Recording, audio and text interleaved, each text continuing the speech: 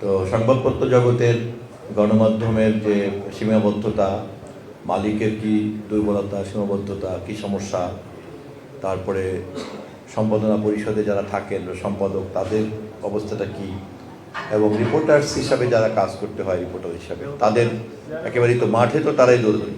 In fact সংবাদ উৎপাদন করে কিন্তু রিপোর্টার্সরা। পরদিন যখন একটা গণমাধ্যম আমরা পড়ি বা দেখি, এটার যে যে নিউজটা, যে কন্টেন্টটা প্রডিউস হয়, এটা কিন্তু বেসিক্যালি মূলত রিপোর্টারদের পরিশ্রমটাই কিন্তু মূলত এখানে কাজ করে।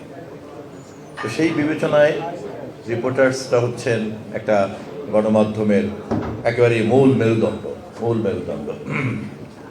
অতএব গণমাধ্যমকে যদি পৃষ্ঠপোষকতা করতে চাই, তাহলে পৃষ্ঠপোষকতা করার যে কোনো ইচ্ছাকে যখনই কাঠামোবদ্ধ করতে হবে, তখনই তার ফোকাল পয়েন্টে থাকতে হবে কিন্তু রিপোর্টারদের ইন্টারেস্ট।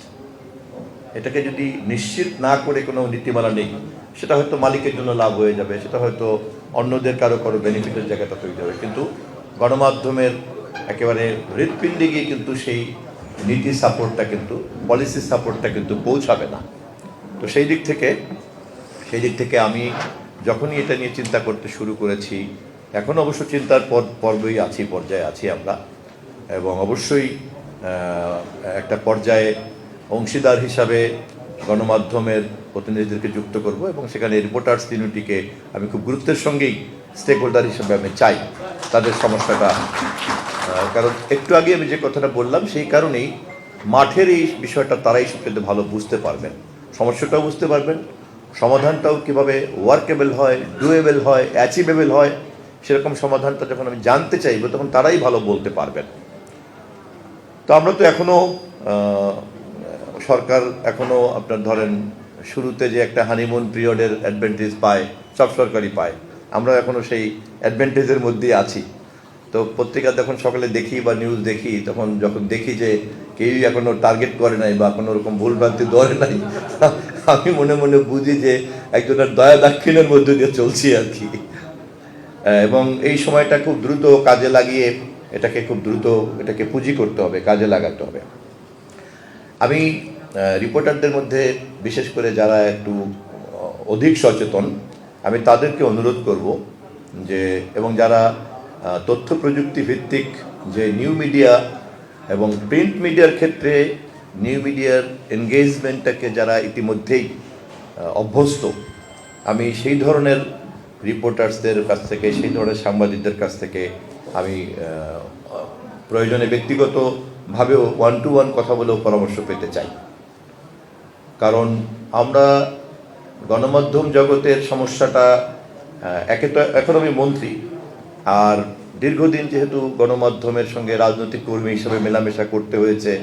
একসময় তো প্রেস ক্লাব ছিল, সকালের আমাদের যাত্রা শুরু হতো প্রেস ক্লাব দিয়ে, এসে এখান থেকে নাস্তাটা খেয়ে তারপরে রিক্সা টিক্সা অমুক তমুক চলে কিনা, শব্দ হইলো কিনা, হরতালটা হইলো কিনা, এসব শেষ করে তারপরে 12টার দিকে ওখান থেকে খিচুড়ি খেয়ে তারপর মধুর ক্যান্টিনে যেতাম। এটা ছিল একসময় আমাদের সেকেন্ড হোমের মতো। তো সেই কারণে আমি একটু ভিতর থেকে জিনিসটা দেখার সুযোগ পেয়েছি, বুঝি কম বেশি।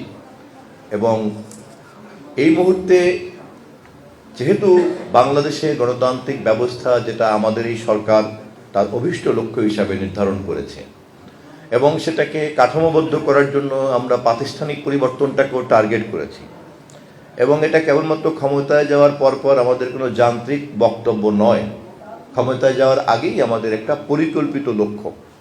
আমাদের নেতা তারেক রহমান, তিনি ক্ষমতায় যাওয়ার বহু আগেই কিন্তু রাষ্ট্র মেরামত কেন করতে হবে, একদিকে আমরা ফ্যাসিবাদকে উৎখাত করার আন্দোলনের সমস্ত কথা বলছি, আর একদিকে কিন্তু আমরা ক্ষমতায় গিয়ে কি করব এবং সেটা করার ক্ষেত্রে কী কী বাধা, এবং সেই বাধা আমরা কী করে দূর করব, সেই আলোচনাও কিন্তু আমরা তখন থেকে বহাল রেখেছি। আপনাদের নিশ্চয়ই মনে আছে 2022-এর 28শে মার্চ লন্ডনের একটা বক্তৃতায় আমাদের আজকের প্রধানমন্ত্রী কিন্তু সেদিনই বলেছিলেন যে আমরা রাষ্ট্রকে মেরামত করে গণতন্ত্র উপযোগী একটা রাষ্ট্র দাঁড় করব।